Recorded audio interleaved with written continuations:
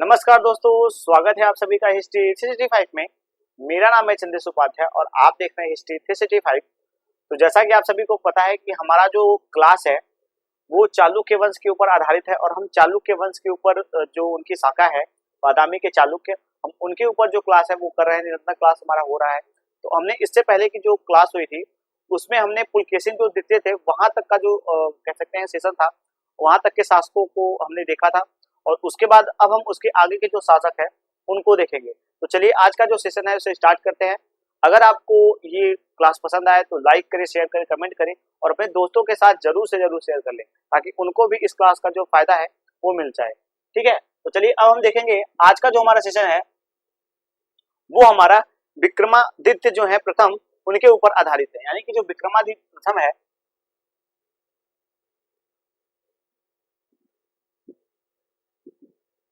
विक्रमादित्य जो प्रथम है हमारा आज का जो क्लास है उन्हीं के ऊपर आधारित है और इनका जो हमें टाइम पीरियड देखने को मिलता है वो 655 से लेकर के 681 ईस्वी तक का टाइम पीरियड इनका देखने को मिलता है। 655 से लेकर के 681 ईस्वी तक का इनका जो टाइम पीरियड है वो हमें देखने को मिलता है कि यहाँ तक इन्होंने शासन किया था। उसके बाद हम देखेंगे कि इनकी उपाधि क्या है। तो सबसे पहले हम इनकी उपाधि के बारे में देखेंगे और इनकी जो कुछ विशेषता है हम उनको देखेंगे। तो सबसे पहले हम इनकी उपाधि के बारे में देखेंगे कि इनकी उपाधि क्या क्या क्या थी। जैसा कि मैंने आप सभी को बताया है कि इस वंश के जितने भी शासक हुए हैं उन सभी की उपाधियां जो हमें देखने को मिली है वो हमारा कह सकते हैं पृथ्वी वल्लभ की देखने को मिली है। यानी कि श्री पृथ्वी श्री पृथ्वी वल्लभ का की जो उपाधि है वो इस वंश के सभी शासकों ने धारण की है। तो देखेंगे इनकी भी जो उपाधि है वो श्री पृथ्वी वल्लभ की है।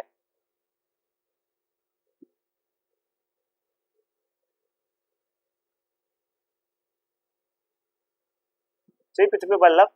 और इसके बाद जो एक महत्वपूर्ण इनकी उपाधि हमें देखने को मिलती है, जो ज्यादातर हमें क्वेश्चन में पूछे जाते हैं, वो उपाधि जो हमें देखने को मिलती है वो राजमल्ल की देखने को मिलती है। राजमल्ल की उपाधि देखने को मिलती है। उसके बाद इनका एक और उपाधि हमें देखने को मिलता है परमेश्वर की।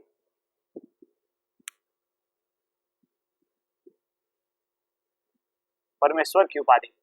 इस प्रकार से हमें इनकी कुछ जो उपाधियां हैं और भी उपाधियां हैं, लेकिन हमें जो परीक्षा के दृष्टिकोण से इंपॉर्टेंट है वो सारी उपाधियां ये हैं। उसके बाद मैं आप सभी को बता दूं कि ये जो थे ये पुलकेशिन जो द्वितीय थे उनके पुत्र थे। यानी कि जो पुलकेशिन द्वितीय थे उनके यह पुत्र थे और उनके बाद इन्होंने चालुक्य वंश का जो बादामी के चालुक्य थे उनकी जो कह सकते हैं कि एक द्वितीय कह सकते हैं कि इनको दूसरी बार इन्होंने चालुक्यों की जो राज्य थी उसको स्थापित किया था।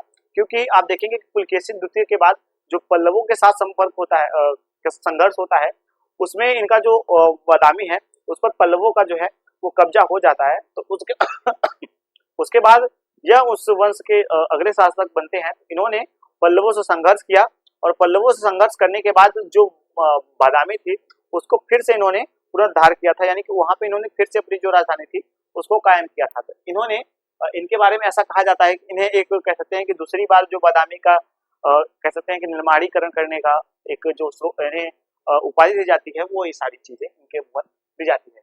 तो विक्रमादित्य जो प्रथम है इनके ऊपर हमें ये सारी चीजें देखने को मिल जाती है।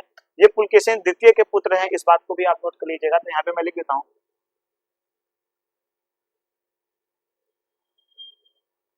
पुलकेशिन जो द्वितीय थे उनके पुत्र थे।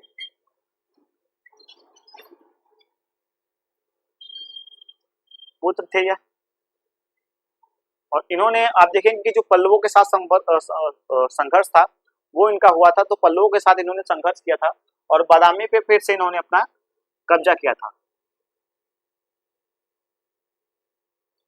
पल्लवों के साथ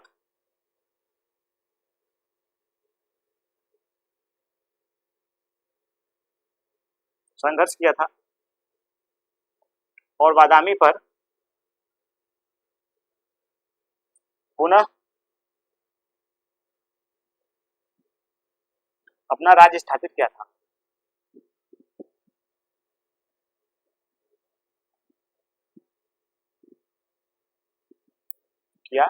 था। तो इस प्रकार से हमें इनके बारे में जो जानकारी देखने को मिलती है, ये इनके बारे में काफी इंपॉर्टेंट चीजें हैं कि इन्होंने एक बार दूसरी बार इन्होंने बादामी के जो चालुक्य थे उनको हराया था।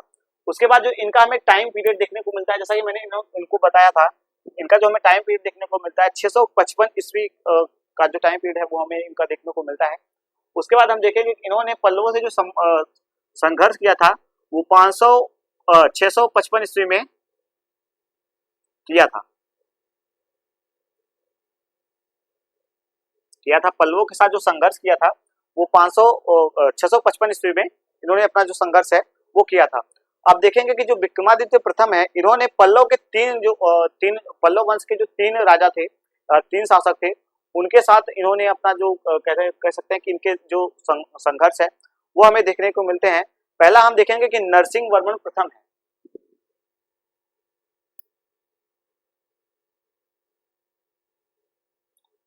पल्लव वंश के 3 शासकों के साथ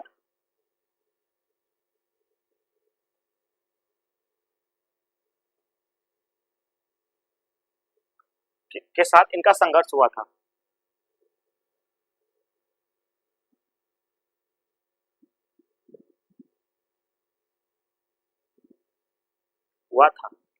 पहला जो शासक हमें देखने को मिलता है वो नरसिंह वर्मन प्रथम देखने को मिलता है।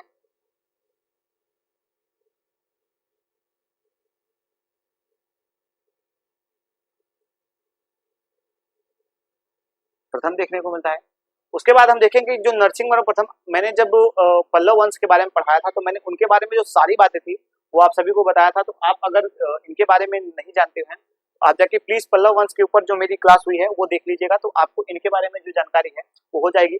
मैंने कैसे कैसे युद्ध हुआ है वो सारी जो विवरण है वो हमें देखने को मिल जाता है। उसके बाद हम देखेंगे कि यहाँ पे फिर जो हमारे दूसरे शासक देखने को मिलते हैं वो परमेश्वर द्वितीय हैं।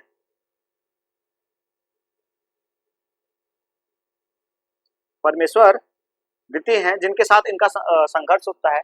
और तीसरे जो हैं, हमें जो तीसरे शासक देखने को मिल जाते हैं उनका जो नाम है वो महेंद्र वर्मन द्वितीय थे। महेंद्र वर्मन द्वितीय था, तो आप इसको भी नोट कर लीजिएगा कि महेंद्र वर्मन द्वितीय।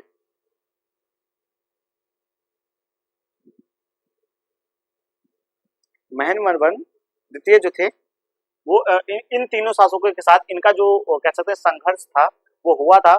और एक बात बता दूं कि आप एक समय ऐसा था कि जो पल्लवों की राजधानी कांची हमें देखने को मिलती है उस पर कुछ समय के लिए जो है वो विक्रमादित्य प्रथम का जो है वो शासन हो जाता है। यानी कि जो पल्लव के शासक थे उनका जो एक राजधानी हमें देखने को मिलता है कांची, उस पर भी इनकी जो कुछ समय के लिए जो ऐसा माना जाता है कुछ समय के लिए इनका जो शासन काल था वो हो गया था। उसके बाद हम देखेंगे इनके पश्चात जो हमें शासक देखने को मिलते हैं विजयादित्य और विनयादित्य देखने को मिलते हैं। तो जो हमें विजयादित्य देखने को मिलते हैं, जो विजयादित्य हैं इनका जो हमें टाइम पीरियड देखने को मिलता है वो हमें 681 ईस्वी से लेकर के, यानी कि अब देखेंगे इनके बारे में तो हमने सारी चीजें देख ली। अब हम देखेंगे इसके आगे जो हमें शासक देखने को मिलते हैं, जैसा कि मैंने इनके पल्लवों के साथ जो इनके संघर्ष हुए हैं उनको मैंने आपको बताया, किन किन शासकों के साथ इनके संघर्ष हुए हैं वो आप इनको नोट कर लीजिएगा। और उसके बाद अब इनके बाद जो हमारे अगले शासक देखने को मिलते हैं वो विनयादित्य हैं।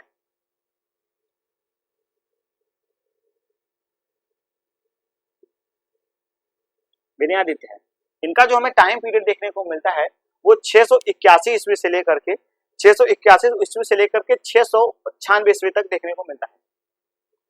681 ईस्वी से 691 ईस्वी तक माना जाता है। उसके बाद इस वंश के जो फिर इनके बारे में कुछ ऐसी खास जानकारी में नहीं देखने को मिलती। हालांकि मातवालीन ने इनके बारे में एक अच्छी जो जानकारी है वो दी है। तो मातवालीन ने इनके बारे में जो सारे वर्णन किए, एक चीनी यात्री जो मातवालीन है वो इनके 20 शासन काल में आए थे ऐसा माना जाता है। इस चीज का भी आप नोट कर लीजिएगा। उसके बाद हम देखेंगे कि जो विनयादित्य थे उसके बाद इनके ही एक भाई थे जिनका नाम था विजयादित्य। यानी कि आप देखेंगे कि विनयादित्य और विजयादित्य ये 2 शासक हमें देखने को मिलेंगे।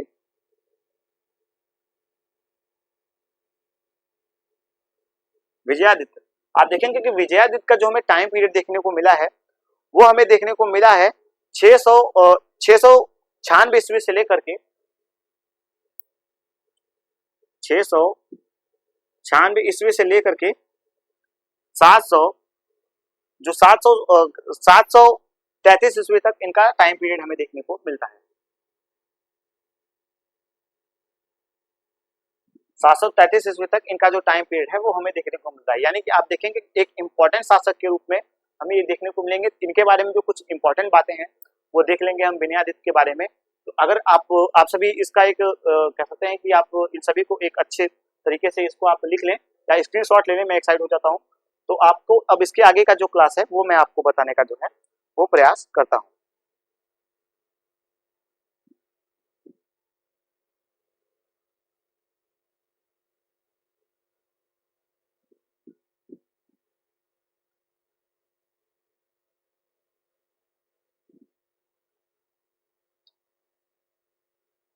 चलिए अब हम देखेंगे विनयादित्य के बारे में।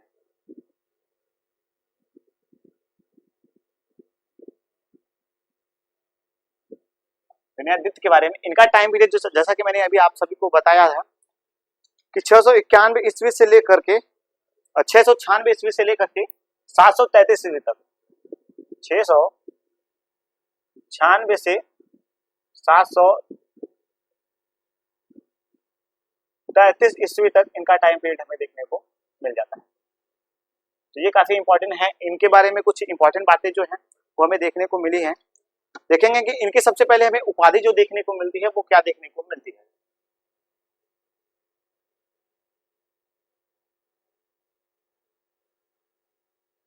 इनके बारे में जो हमें इनकी जो उपाधि देखने को मिलती है वो युद्ध मल्ल की देखने को मिलती है। यानी कि युद्ध मल्ल जो इनकी उपाधि है वो हमें देखने को मिलती है।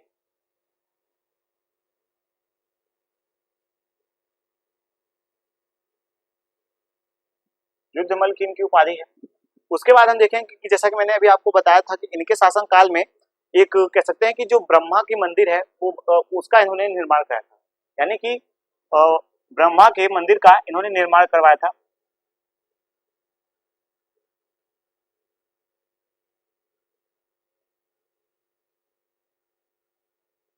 का निर्माण इन्होंने करवाया था।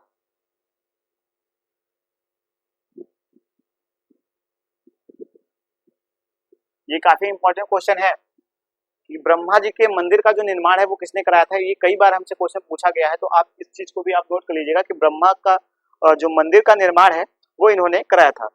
इसके बाद एक बात और इनके बारे में बता दूं कि इनके ही शासन काल में एक फारसी राजकुमार थे, यानी कि जो फारस के राजकुमार थे वो इनके यहाँ पे आते हैं और शरणार्थी के रूप में जो है वो अपना जीवन यापन करते हैं। तो इस चीज को भी आप नोट कर लीजिएगा कि इनके शासन काल में एक शरणार्थी के रूप में फारस के राजकुमार आते हैं। फारस के राजकुमार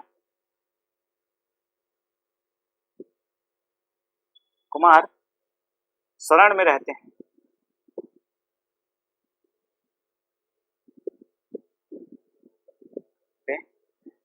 इनके राज्य में एक शरणार्थी के रूप में जो है वो अपना जीवन यापन आके यहाँ पे करते हैं। तो इनके बारे में ये जो जानकारी है वो हमें देखने को मिलती है।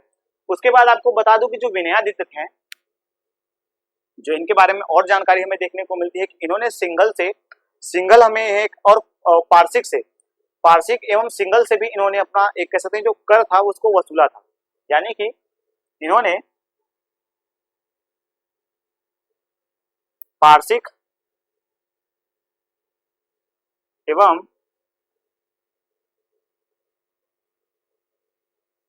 से कर वसूला था।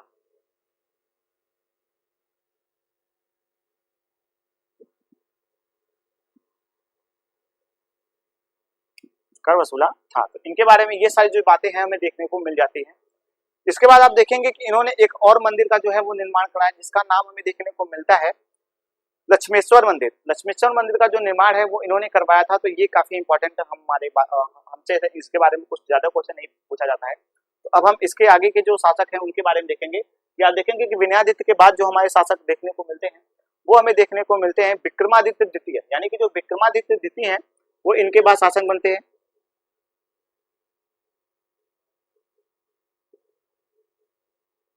विक्रमादित्य द्वितीय इनके बाद शासक के रूप में जो है वो कार्य करते हैं। और इनका जो हमें टाइम पीरियड देखने को मिलता है वो हमें 733 से लेकर के 743 ईस्वी तक का टाइम पीरियड देखने को मिलता है। यानी कि 733 ईस्वी से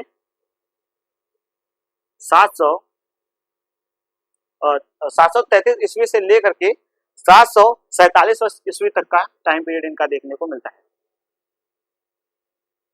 इस चीज को भी आप नोट कर लीजिएगा, ये काफी इंपॉर्टेंट एक शासक के रूप में हमें देखने को मिले हैं।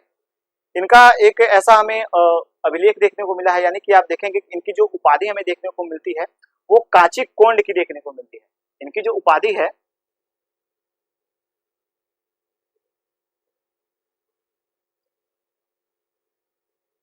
काची कोंड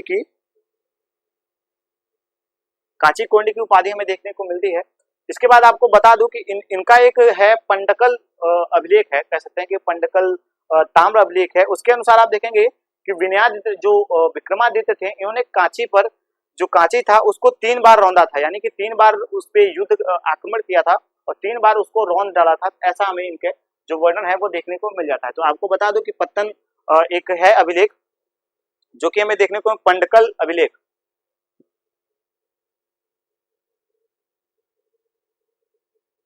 पंडकल अभिलेख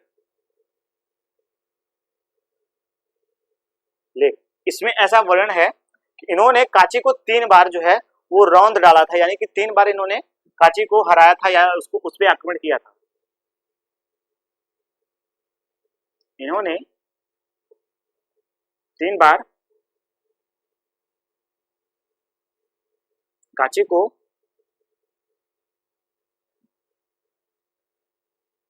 रौंद डाला था।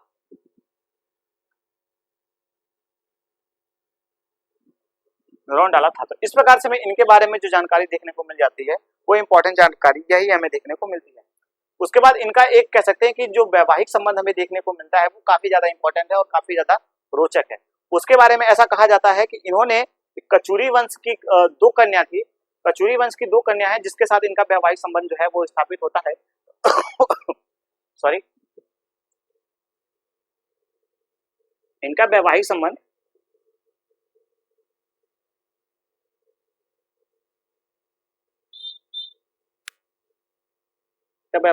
कचूरी वंश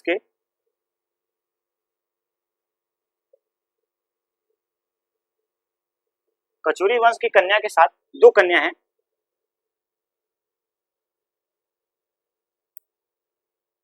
के साथ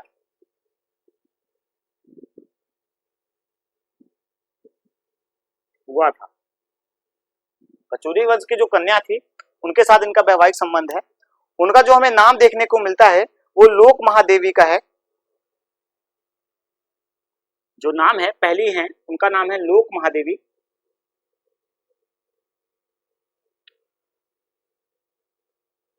लोक महादेवी और जो दूसरी हमें देखने को मिली है, यानी कि जो कचूरी वंश की दोनों बहनें हैं, यानी कि आप देखेंगे कि दोनों सगी बहनें हैं। सगी बहनें के साथ इनका जो वैवाहिक संबंध है वो स्थापित होता है। तो जो पहली हमें देखने को मिलती है उनका जो नाम देखने को मिलता है वो लोक महादेवी का है। और जो हमें दूसरी है उनका है त्रैलोक्य महादेवी, त्रैलोक्य महादेवी।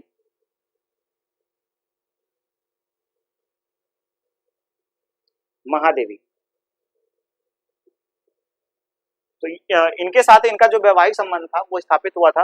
ये दोनों सगी बहनें थी, यानी कि सगी बहनें थी। तो इन्हीं के साथ इनका वैवाहिक संबंध जो था वो स्थापित हुआ था। तो इनके बारे में जो इंपॉर्टेंट तथ्य थी वो हमें ये देखने को मिल जाती है।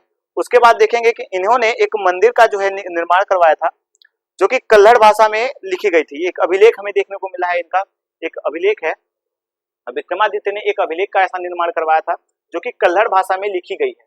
तो इस चीज को भी आप नोट कर लीजिएगा।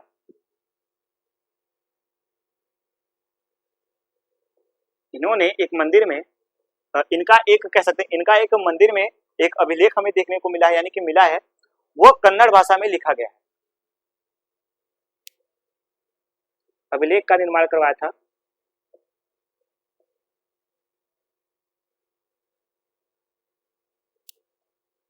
निर्माण एक मंदिर में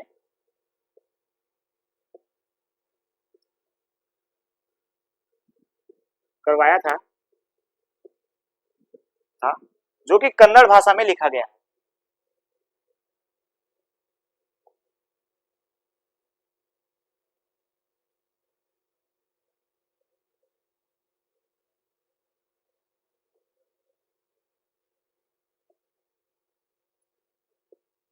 जो कि कन्नड़ भाषा में लिखा गया है, तो हमें इनके बारे में ये जानकारी जो है वो देखने को मिल जाती है।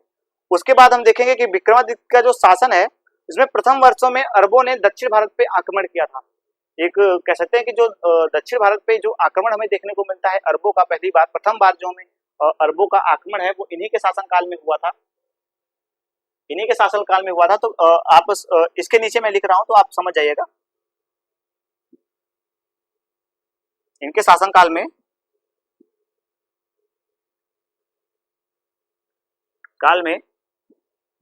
अरबों का आक्रमण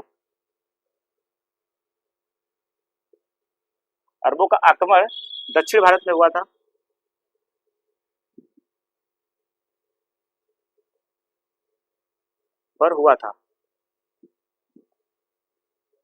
जिसको इनका एक सेनापति है, जिसका नाम हमें देखने को मिलता है कि इनका एक सेनापति है जिसका नाम है पुलकेशिन, वो इस आक्रमण को विफल कर देता है। यानी कि जो इनका सेनापति था उसने इस आक्रमण को विफल कर दिया था।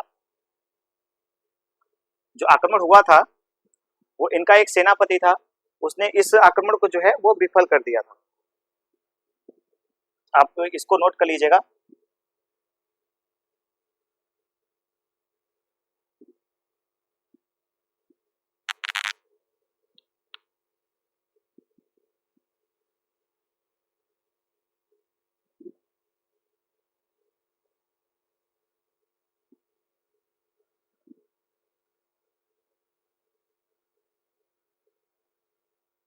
इनका एक सेनापति था जिसका नाम था विक्रमादित्य, उसने इस आक्रमण को विफल किया था।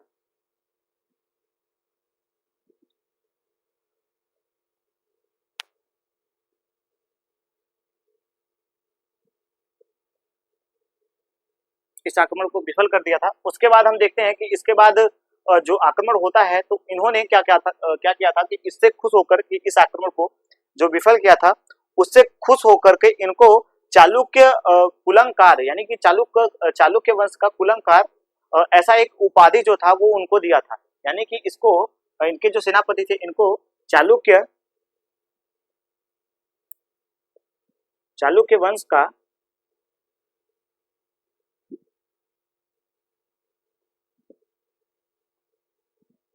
कुलंकार की उपाधि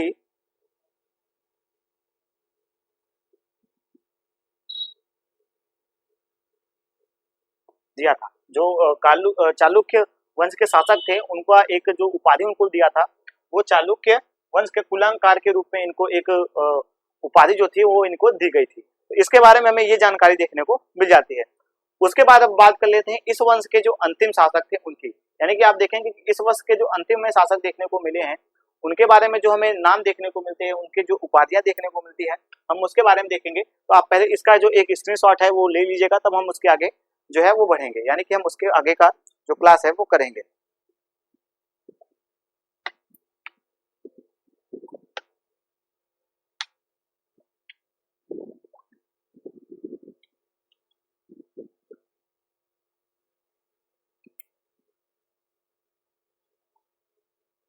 तो आप इस सभी को एक स्क्रीनशॉट जो है वो आप लेते रहिएगा, क्योंकि ये जो सारी बातें मैं आपको बता रहा हूँ, यानी कि जो आपको क्लास में दे रहा हूँ वो काफी ज्यादा मतलब आप समझ सकते हैं कि इसको रिसर्च करने के बाद मैं निकालता हूँ। ऐसा नहीं है कि कहीं से भी उठा के आपको नहीं बताता।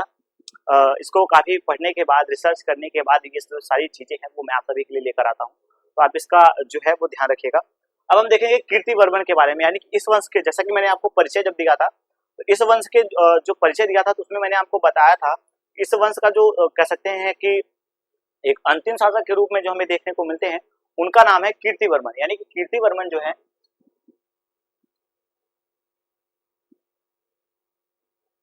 कीर्तिवर्मन है। कीर्तिवर्मन का जो हमें कह सकते हैं कि टाइम पीरियड है वो तो शायद ज्ञात नहीं है, लेकिन आप देखेंगे कि इनका जो आखिरी समय है यानी कि 742 ईस्वी में, हम देखते हैं कि जो 742 ईस्वी में एक हमें दंती दुर्ग, यानी कि आप देखेंगे कि दंती दुर्ग ने जो है कृष्ण प्रथम ने इन पर अधिकार कर लिया था चालुक्य वंश के ऊपर। तो आप इनके बारे में देखेंगे कि राष्ट्रकूट वंश के एक हैं, जो इनका नाम में देखने को मिलता है वो कृष्ण प्रथम देखने को मिलता है। तो जो कृष्ण प्रथम है, इन्होंने क्या किया था कि इनके ऊपर जो है वो आक्रमण किया था और इनको परास्त करने के बाद इनकी राजधानी जो वातापी है उसको पूर्ण रूप से कंट्रोल कर लिया था, और कंट्रोल करने के बाद उसको अपने राज्य में मिला लिया था। तो चलिए अब हम हम आगे देखेंगे इनके बारे में। इस वंश के कि यह अंतिम शासक है।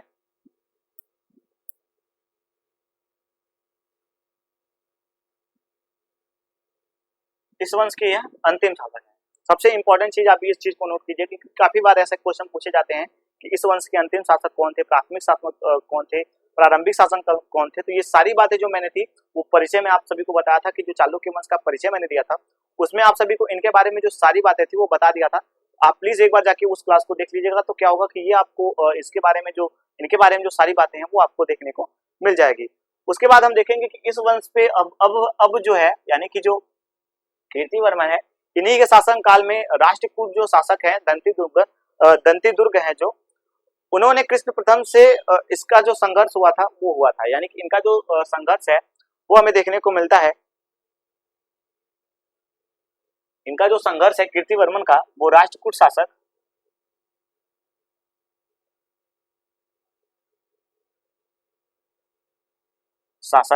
दंती दुर्ग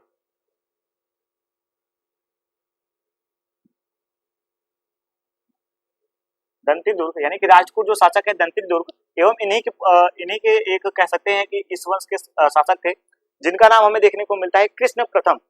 कृष्ण प्रथम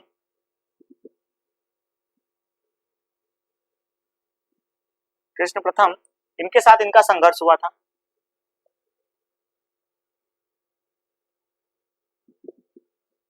साथ इनका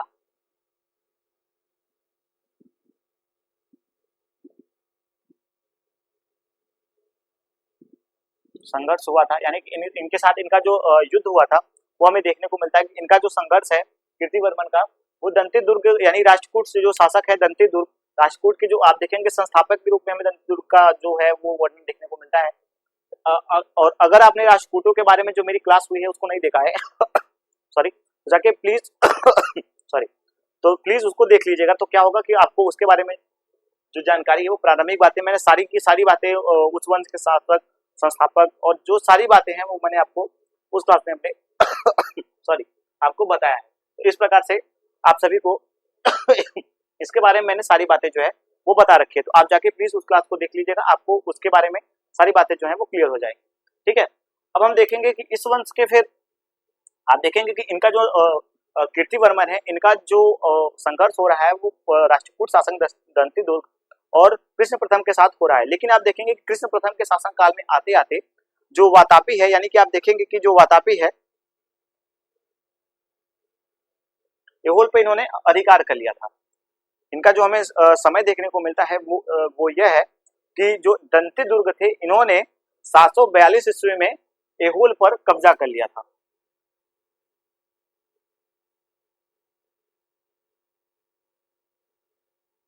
दुर्ग ने 742 ईस्वी में एहोल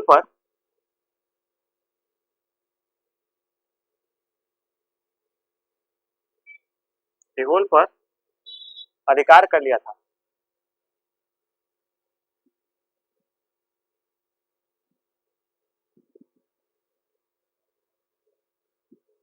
एहोल पर जो है वो इन्होंने अपना अधिकार कर लिया था।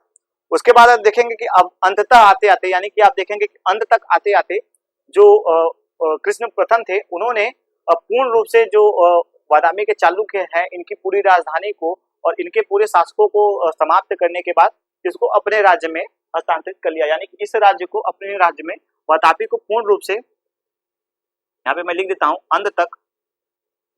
अंततः राष्ट्रकूट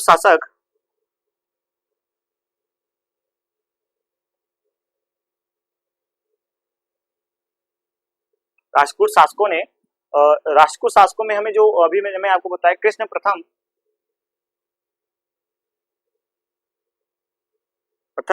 ने पूरी तरह से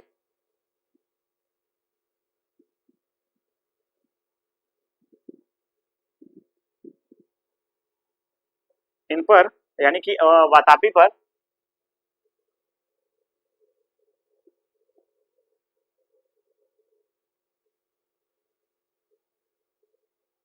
अपना अधिकार कर लिया।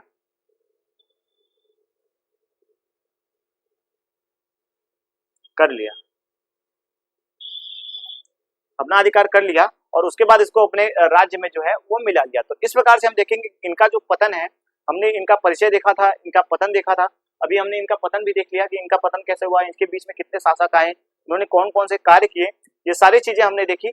अंत में जब हम चारों शाखाओं के बारे में, जैसा कि मैंने आपको बताया था कि बादामी के चालुक्य, वेंगी के चालुक्य, कल्याणी के चालुक्य, गुजरात के चालुक्य, हम सभी के बारे में जब देख लेंगे तो इसके बाद इनके जो कह सकते हैं कि इनकी जो स्थापत्य है, कला है और भी जो चीजें हैं वो सारी चीजें हम देखेंगे। तो आज की जो हमारा सेशन है वो यहीं तक रहेगा, लेकिन उसके आगे का जो हमारा सेशन होगा वो हमारा वेंगी के चालुक्य जो है यानी कि कल्याणी के जो चालुक्य हैं,